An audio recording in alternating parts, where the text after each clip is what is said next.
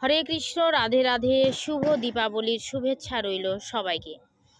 তো বন্ধুরা, আমি যাব মন্দিরে। তার জন্য আমার দেওরের মেয়ে হচ্ছে আলতা আর পায়ের নুপুরটা পরিয়ে দিল। যদিও হাতের ব্যথা আমার এখনও আছে। আর প্রত্যেকটা কালী পুজোতে আমরা গ্রামের বাড়িতে চলে আসি। গ্রামের বাড়ির কালী পুজো বলো আর হোলি বলো, যে কোনো পুজোই বলো না কেন, সত্যি খুব মজার হয়। তো বাস্তু ঠাকুরের পুজো হয়ে গেছে, আমার শাশুমা করে নিয়েছে। আমি কয়েকটা প্রদীপ জ্বালিয়ে নিচ্ছি, ভিডিও বানানোও হয়ে যাবে। আর আমি আমার বর সম্পূর্ণভাবে রেডি মন্দিরে যাওয়ার জন্য। 19 বছর ধরে এই মন্দিরের সাথে আমার সম্পর্ক।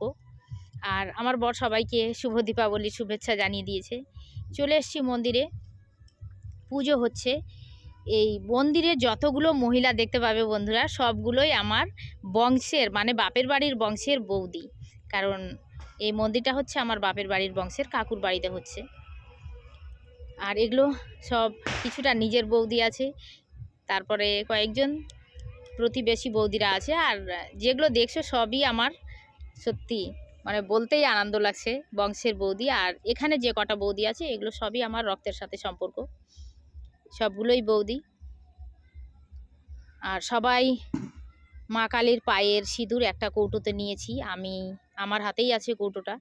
সবাই আমরা সিঁদুর পরে নিচ্ছি। ডান হাত দিয়ে পরাচ্ছি, বাম হাতে কৌটোটা আছে, তার জন্য আমি মাথায় কাপড় দিতে পারিনি।